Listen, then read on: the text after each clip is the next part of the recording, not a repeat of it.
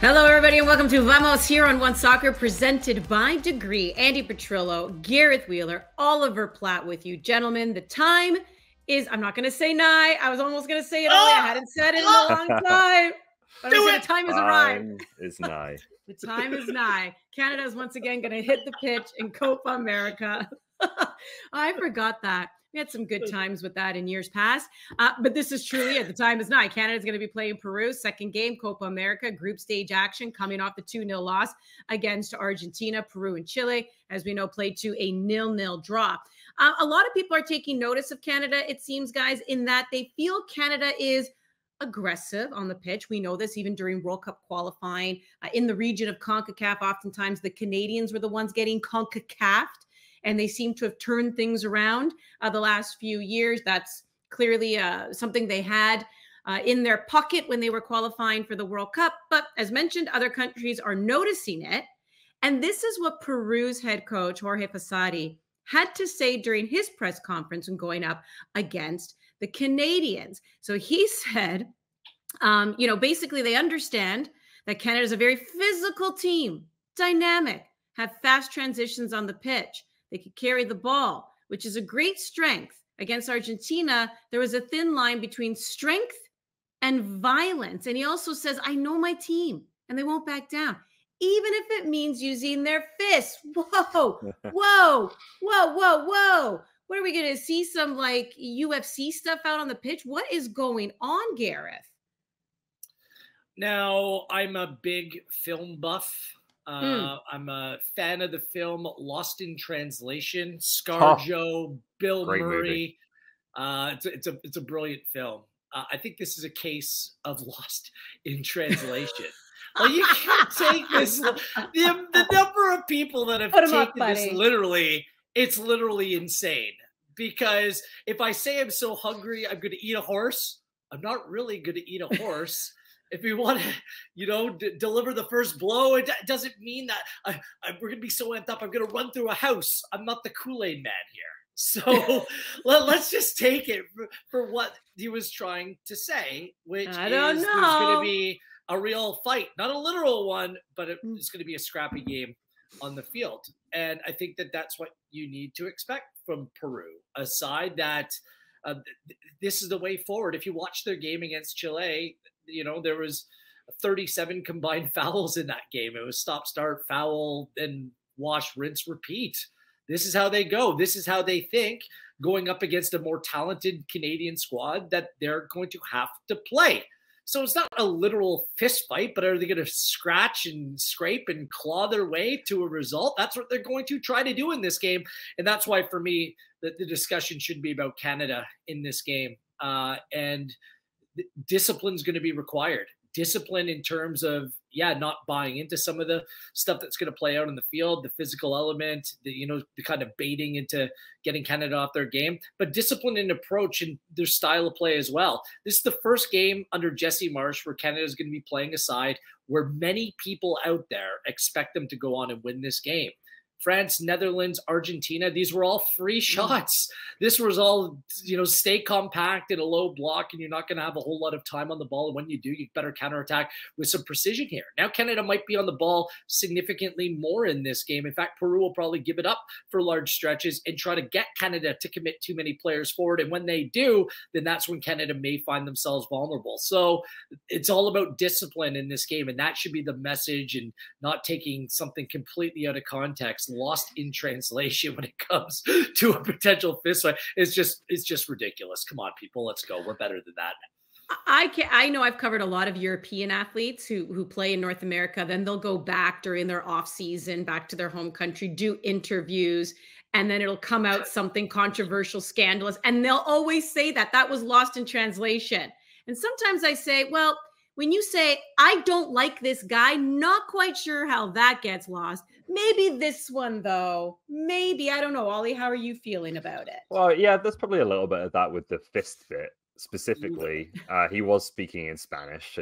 Maybe we should just clarify. So there's the potential for that. But I did think that his comments were like, he did go out of the way to almost portray Canada as like this aggressive team. He said they kind of skirt the line between strength and violence. And the Spanish word for violence is like violencia or something. So there's no lost in translation. You're not mincing words. No, he knew what he was saying there, and kind of specifically seemed to want to say that when he was asked about Canada. So I think there's probably a couple of things at play there. I think, when you look at this Peru team, obviously the coach took charge late last year after a really poor year for that team. They won 1 game out of 10 last year, lost 6 of them.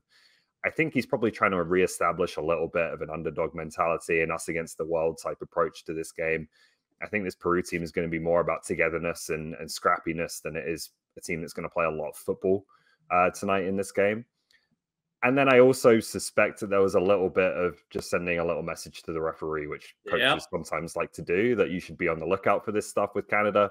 Maybe he thinks his team, again, in that underdog kind of spirit, might need that little bit of help from the referee at times. And I'm sure they will be trying to maybe bait a little bit of help out of the referee as well. So that was probably part of it too. But it did seem something like he specifically wanted to get across for a reason. And, those would be my guesses. Mm-hmm. So what we're saying is our boy Josh Cloak is not a good translator, perhaps not. Not blaming you, Josh, not blaming you at all. Well, Jesse Marsh, head coach of Canada, did address the physicality in his press conference. Here's what he had to say. Well, we all watched the match together and saw the 35 fouls and the lack of rhythm in the match. So we've talked about what to expect. The tactics, but also the mentality of the way that the Peruvians play and the way that they fight on the pitch for each other. And so we respect that. We understand that. We're going to be clear that we have to, in order to earn the right to go after the game in the way we want, we have to be up for the physicality of what that will require. We are watching a soccer match, right? There's a lot of physicality, fight, fouls, all this kind of stuff. Anyways, but what do you make of what he's trying to do there, Ollie? Like, is he also preparing his team? As much as, again, we talk about being CONCACAF, I mean, does CONMEBOL have their own little sneaky tactics? Yeah, I'm sure they do, but I think Canada has experienced quite a lot of that in CONCACAF over the past few years. Like, this isn't a team anymore where you can say there should be a maturity or naivety about them in that sense. It's been 3 or 4 years of playing against, Central American teams in intimidating stadiums at times in front of big crowds when you play against Mexico in the States or in Mexico. So that they have some experiences with this. Like, I just think watching back that Peru-Chile game, it was a ridiculous game. Like, there was 35 fouls or whatever the number was. It could have been double that. But there was space to play in. There were areas to exploit with Peru that I think Canada will look at and think, we can have some joy there. You look at the spaces either side of Cartagena, who's kind of the lone holding midfielder. I think Jonathan David and Kyle Larin are going to have an ability to operate in those areas. What they need to expect, and what I'm sure Jesse Marsh will be preparing them for, is when they do come short and take the ball with a back to goal, they're going to get smashed by the centre backs. And they have to be prepared to take that contact, to play through it, to still show their quality in those moments, and also not to react to some of that stuff as well and get themselves in trouble that way. So I think they'll be prepared for that. That's not an aspect that I'm really super worried about with this team. I think it'll be a disappointment if Canada can't deal with that. This Peruvian side, just really quickly, though, and Andy, I know that you articulated this after the last game against Argentina about the lack of maybe cutting edge, the lack of finish by the Canadian players. This Peruvian side plays very defensive. Like, they've changed their shape from the the previous manager, World Cup qualifying. They play 3 center backs now, can oftentimes turn into a 5 at the back. So they just do not concede a lot of goals. So it's going to be up to Canada in order to, be a little bit more clinical in attack in this game. And the other thing, Ollie, with all these fouls, inevitably there's going to be set piece opportunities in this game.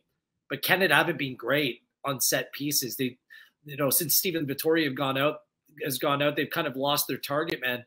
And that was kind of the way forward on a lot of set pieces. Look for Vittoria on the far post and then try to score from there. So I do have some questions about Canada coming into this game, just how they're going to manage. This is a high pressure game. All the pressure for me is on Canada in this game. They're expected to win. They have a new manager. They spent a lot of money on him to bring him here. And this is a game they're expected to win, the first one under his leadership. Mm-hmm. A lot has also been made, and we've discussed it here, of course, of, the expectations and who should win this game. I'm on tape. I can't hide it. I put my hand up. Canada should expect to win this game. But when it comes to Peru and their experience, we also just throw it right back at you. Should Peru fans actually be expecting their team to win? They should expect their team to come away with something from this game. I think so, based upon their pedigree here. But I think for obvious reasons, they're probably down on their program right now. This group of there's a group of players in this team. Korea, you can go down the list. Lupinkula, like all these players are. I butchered that name, by the way. I'm fine with that. All played at the 2018 World Cup and played France to a really competitive game and beat Australia in the 2018 World Cup. There's some of those leftovers. What they haven't brought through very well is the next generation of players. That's why they're bottom of the table in CONMEBOL qualifying.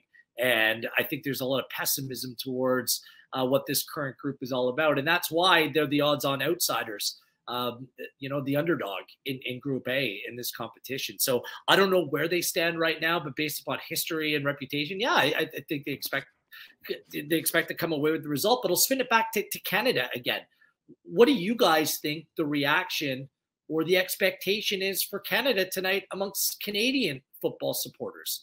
Because then they look at Peru and they don't recognize and realize a lot of the names of the team. 99% of the people that will be watching tonight have no clue what Peru is all about and how difficult of a team that they will be to play. In fact, everyone on our One Soccer list, other than myself, picked Canada to go and win the game. And I hope I'm wrong. Yeah. I hope that Canada do, but I just don't think it's going to be that easy. And that's why if Canada don't win this game, I'm kind of curious about what the response will be tonight, because I think there could be a lot of pessimism. And oftentimes those outside voices have led to what decision-making internally looks like. And that's not the way that it should be, but that's the way that it is. So I'm really curious about what the Canadian reaction could be tonight based on what's going to play out. Well, when it comes to Peru then, Ollie, I mean, what are some of the players other than Gianluca Lapadula, who, Wheels completely destroyed his name? What are some Peru players? Advincula. I combined two players' names. Lapadula and Advincula. I thought you were putting them together there. Yeah, I did, and I realized it. It sounds like Advincula is going to be out. The coach said that no one's ruled out, and I think he's kind of trying to keep his cards close to his chest. But he got injured in the first game, and I don't think he's going to play. At least that's what the Peruvian media seems to be expecting. So that's a big loss for them. He's one of the more experienced players, a wing back who can play on either side. Maybe he's very, very quick, so he might have been switched over to the right to play against Davies tonight.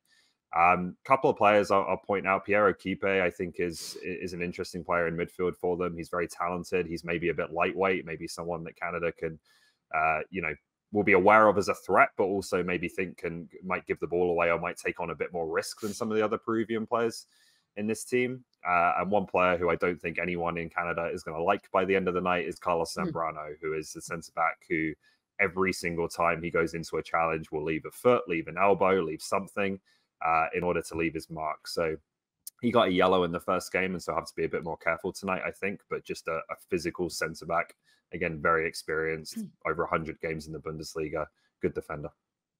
I did combine the names of Advincula and Lapadula. Great names, by the way, both part of the World Cup squad in 2018. They have a lot of MLS players contingent.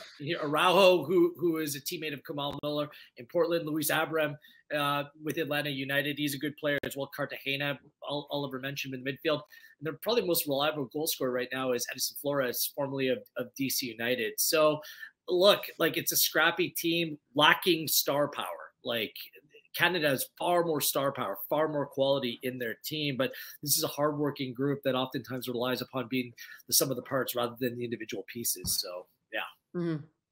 Well, gentlemen, we do have ourselves a juicy quote to break down, and there was nothing lost in translation here, I don't believe. And it was our very own, the great Craig Forrest, who once represented the national team, captained the national team as well, goalkeeper. And he had this to say on his Footy Prime podcast coming out of the 2-0 loss to Argentina. And I think we can all agree Max Crepeau stood on his head. Could have been a completely different scoreline as well. But he said about Crepeau, if he's standing between the sticks of Argentina, Max is getting a move. He's every bit as good as Emi Martinez, in my opinion. Who wants to take this one first? Wheels, go ahead, Ollie. Go ahead, Ollie. Do you Me? agree or disagree with our boy Well, Stacks? Me? I'm not sure. I don't think I quite agree. I would go this far. You know, Emi Martinez is arguably the best goalkeeper in the world. At the same time, Craig Forrest knows a lot more about goalkeeping than I do, so I'm kind of willing to defer to him on it. I thought listening to the clip, like, he did make an interesting point that Emi Martinez, you know, didn't really play a significant amount, or he played a handful of games, I think, for Arsenal and then on loan in La Liga. Of top level football until he went to Aston Villa when he was 28 years old, right? So he's kind of been a bit of a late bloomer, and I think there is a point to be made that Max Crepeau has always risen to every level that he's reached. He's only had the opportunity to play in MLS so far. He's been an outstanding goalkeeper in MLS, has earned himself a contract as one of the highest paid keepers in MLS, and every time he's been tested with Canada at a higher and higher level, he's performed, as he did against Argentina, and has never let them down.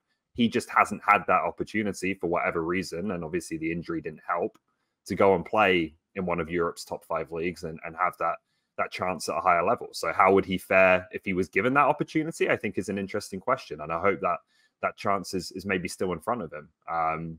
But yeah, there's something to be said, I think, for Crepeau, the way he's coming into his career and becoming Canada's #1 at this stage. Which is fine. Like, I appreciate all that. And by the way, Craig Forrest, great guy, knows his stuff. But there's a lot of bad takes by former footballers who know a whole lot more about playing the game than you or I. And this is an all-time bad take. Like, come on. Emi Martinez might be the best goalkeeper on the planet right now. Whoa. It's his save in the World Cup final. Koli Muani was like one of the all-time best saves. And now he's just taken Aston Villa to the Champions League next year. There's not a goalkeeper that I would name ahead of Emi Martinez right now. Max Crepeau isn't every bit as good as Emi Martinez, okay? Like, could Max Crepeau move on and go somewhere else? Maybe. There's a couple of things that are against Max Crepeau. One is his size, his height. He's not a big goalkeeper. He's 5'11", 6 foot. Emi Martinez, and Forrest will know about this, like, it's advantageous to be a tall goalkeeper, and oftentimes when teams look to bring in a new goalkeeper, it's the profile as well. Look, like, I like Crepeau, but also Crepeau, Milan Borjan was preferred over him over the course of World Cup qualifying, okay? No one's saying that Milan Borjan is every bit as good as Emi Martinez. Like, I get when there's some players who are playing for bigger nations, like, they might be a little bit overhyped. Emi Martinez is not one of those. So I say this with appreciation for Crepeau and how good he is. He was having a difficult year, by the way, with Portland Timbers, conceding a lot of goals ahead of this tournament. So let's not be too reactionary here. He still is competing for that #1 role with the Canadian men's national team for me. Like, if we're going to go on recency bias, then we'll say the Costa Rican goalkeeper is the best goalkeeper in the world because he came away with a goalless draw and made a bunch of great saves. Like, come on, like, we have to be realistic. When are we going to be willing to give Max Crepeau this job, though? I'll say this. I've been saying since the start of World Cup qualifying, and I was wrong because Bojan was 2 games under Marsh. I was wrong because Bojan was outstanding. I thought Crepeau should be the #1 then. But at this point, like, every time he plays for Canada, he's excellent. Like, you've got to give him a run at this point to take that #1 jersey, which I think he's doing. Mm-hmm. Yeah, we can talk about Max Crepeau a lot. We could talk about goalkeepers. Love you, Max. A lot. Love you, Craig. Yeah, you forgot a name in there, Donnarumma. Love you, Andy. Anyways, but speaking of Max Crepeau, he did address the media yesterday alongside Jesse Marsh, and he spoke about, you know, how this match they'll be playing in a soccer-specific stadium, and how the pitch won't have the unpredictable bounces, and it will actually allow Canada to play a nice quality of football. Do you think he's taking some shots at the other venues in North America, Ollie? Kind of, you know, what do you make of his comments, as it's always a bit of a prickly spot here in North America, right? Because some of our venues do have real grass. A lot of our venues, you know, still have turf. And I know that that's something that is a thorn in the side, especially when European players come on over in particular. But what kind of message do you think Max Crepeau is sending there? I don't know what message he intended to send, but the message that I wouldn't blame any player for sending is that these pitches aren't good enough. Like, it's a major tournament, one of the biggest in the world, and you're laying down grass on top of turf like a few days before the game. Like it's not up to the standards that we should expect for a tournament of this caliber. So I don't like it does make you obviously think ahead to 2026 when a lot of these same stadiums will be used. I don't think they're going to have the same problems. FIFA has been or has kind of explained, I think, some of their plans in terms of how they're going to bring in grass pitches in these venues for the World Cup. And it sounds a lot better, a lot more thorough in terms of the preparation and the quality of these pitches than we're getting right now. But at this tournament, like, I understand that you want to see the big crowds. Colombia was amazing last night in the big NFL stadiums. But the quality of the surfaces has been atrocious, and it's not good enough for the way that CONMEBOL has handled it at this tournament. It's fine having big stadiums where they're state-of-the-art, the facilities are incredible, you can sell tickets at premium prices, and you can put a lot of fans in the stadium as well. But these are NFL stadiums. Like, let's be clear about that. There's been many more soccer-specific stadiums, some really good ones that have popped up across the U.S., but they're built to scale. They aren't built for events like this. I'm more concerned in terms of what Max Crepeau has to say about Canadian stadiums and the lack of them, and even the two stadiums that are going to have some work done. I mean, it sounds like there's going to be a grass field put into BC Place. Hopefully that's permanent, but that stadium is not built specific. That is not a soccer specific stadium. BMO Field is in desperate need of upgrades. And aside from temporary bleachers and maybe some lipstick, from the sounds of it, it's not getting the much needed upgrades that are required to bring it up to standard to make it a stadium worthy of calling our national stadium. It's just not there anymore. Should round out that stadium, invest instead of building out seats behind. In fairness, the levels of government haven't helped. As I was told the city of Toronto nixed kind of the plans to move the road that's on the south end of BMO Field in Toronto in order to build out the stands for a longer term permanent solution, but they don't want to do that as well. So I'm massively frustrated by this. This is what's holding the game back, especially in Canada to a certain degree. In North America, the surface in Atlanta just not good enough for that. So we need levels of government and to really get on board in order to upgrade our facilities. If not, we're just going to continue to stagnate. Yeah. And you know what? It's a trickle effect, right? Because we're sitting here talking about it on this massive global stage. We're talking about it in the men's game, but we also know that the Northern Super League is going to be launching next year, and they too are going to have to face all these problems with venues because it's just it's a different culture in Canada when it comes to sports relationship with the government. That's a topic for another day. It has just come out. More bike lanes if you want. Lots of bike lanes for everyone. Just make it ride right through the pitch. Make it stadiums. It has been announced, guys. This is something we had kind of known about, but now it's been made official that the Canadian men, by the way, will be playing 2 friendlies in September. They will play September 7th, Children's Mercy Park in Kansas, against the United States. And then on September 10th, they will take on Mexico in Arlington, Texas. So that window there, they will have those 2 big games. What was that? What are you worried about there, Wheels? Well, just a couple things. Like good games against good teams, and for obvious reasons, they're playing one another. 7th and the 10th, 2 days off between games, less than ideal. And yet another window that's going by where Canada doesn't play a home match. Like I get that's got to be money, right, Wheels? It's got to be a money thing. Yeah, but you also want to be able to make money by selling your product to people and selling tickets to those games and having the experience of going out to see the Canadian men's national team games. Again, the women's teams have had multiple send-off tours and getting home games, and which is a good thing, by the way. I'm saying that as a positive. The men's team, and not even during that warm weather months. Like, it's going to be pushed out to October now. We'll see what that looks like. European sides are playing Nations League at that point. It's just, you need to have home games in this country. Arlington and Kansas City. So, and pro-Mexican crowd and a pro-American crowd. It's just, I feel for Canadian supporters sometimes. True. Hostile environment. Let's take a look again as we go around Copa America. Brazil is not going all that well for them. I mean, they played last night. They drew Costa Rica 0-0, and they had received a lot of criticism even heading into the tournament, guys, when they drew the Americans as well. Ollie, is something wrong with Brazil? We know there's no Neymar, and the camera caught him quite a few times during the game. It was so funny. He was very distressed. But is something wrong with Well, Brazil? he's not doing them any favors with his crowd reaction. It was like a YouTube reaction video. Like this guy just constantly dismayed. I wouldn't be too quick to write Brazil off. I think obviously post Neymar was, you know, a bigger player for his country than I think he has been at club level for some time now, and finding kind of the attacking identity of this team without him, I think is going to take a little bit of time. Vinicius Jr. in particular has not been the same player. It's kind of been the opposite of Neymar. He has not been nearly the same player for Brazil as he has been for Real Madrid, and has to adapt to the way he plays a little bit without that kind of natural number 9 in this Brazilian team. So great result for Costa Rica, and another result where the CONCACAF teams are, I think, overperforming expectations so far a little bit of this tournament.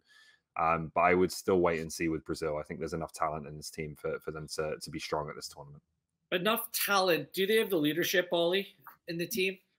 I really wonder that, because you know, always had these big personalities, these true leaders playing for the Vinicius Jr., wonderful player, Rodrigo, go through the team. Like, the talent is there, but where's the glue? Where's the character? They struggled and struggled. They've struggled in CONMEBOL qualifying thus far. Remember, at the end of last year, they ended up with 4 straight games, I believe, without winning a match. They won 1. They beat Peru 1-0.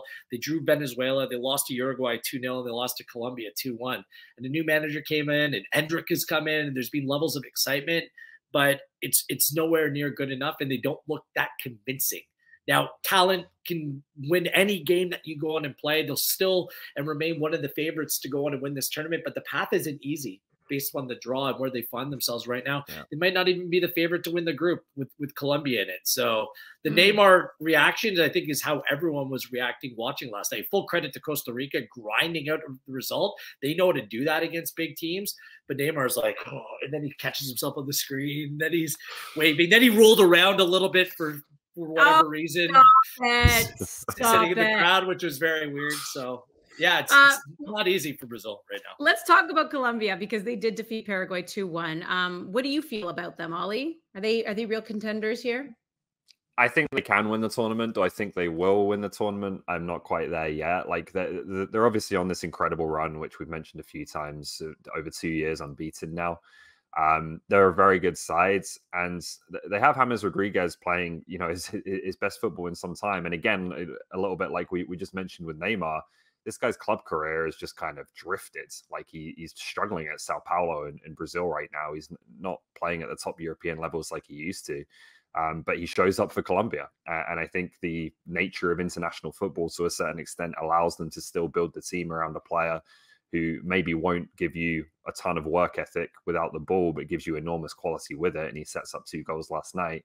And you can kind of build the rest of the group around him and do his running for him. So they're in fantastic form. Again, they're on that difficult side of the draw where they're going to have to go through probably 2 really good teams to make the final.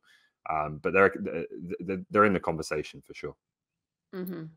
They have to be in the conversation. They've won 9 in a row. They're unbeaten in their last 24. Who knew that Crystal Palace was going to take over the footballing world? Like Munoz and Lerma scoring goal. Like, their players are everywhere. Well done to Crystal Palace as well. The only thing that makes me hesitate picking them to win it right now, Andy, is their draw. They're in the same group as Brazil. And the crossover, it's Uruguay and the United States, depending on where those teams finish. Like, that's a difficult path. You know, which one of the 4 teams is going to make it to the final between Brazil, Colombia, Uruguay, and the United States will be a distant 4th, but still not an easy team to play. And that's if everything comes out chalk. The other half of the draw is where it's easier. Argentina has to be considered the favorite based on the path. Yes, exactly. Well, and that's what I was going to say. So as of this morning as well, the odds makers are still putting Argentina as the favorite to win Copa America. Brazil, though, despite the draw, still second favorite to win it, followed by Mexico. Actually has, I should say followed by Mexico, but Mexico has the best odds for a CONCACAF team. Agree, disagree here as we got 40 seconds, Wheels? Based on path, absolutely. You know, Canada, Jamaica can work their way into that mix, but both those teams need to win in the second group stage game. Mm-hmm. Ollie? Argentina is going to have to suffer a fairly major upset not to make the final. So that's the position they're in, which is very strong. All right, it's Canada in action once again tonight against Peru. Don't forget, tune in to our One Soccer YouTube channel immediately following the game for our live post-reaction show. Thanks for tuning in to Vamos by Degree.